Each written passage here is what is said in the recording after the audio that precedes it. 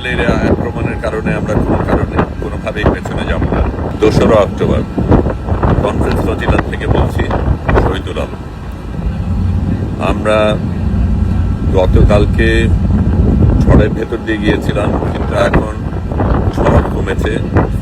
Captain দ্রুত জাহাজ এগিয়ে নিয়ে যাচ্ছিলেন ঝড়ের আগে যাওয়ার জন্য। আমরা সুমুদ ফ্লোটিলার শেষ অংশে, এর আগের ফ্লোটিলাগুলি ইতিমধ্যেই গাজার কাছে চলে গেছে। সামনে যেগুলি ছিল সেগুলিকে গত রাতে ইসরায়েলি হানাদাররা আক্রমণ করেছিল, কিন্তু আমরা এখনো সেই জায়গায় পৌঁছাইনি।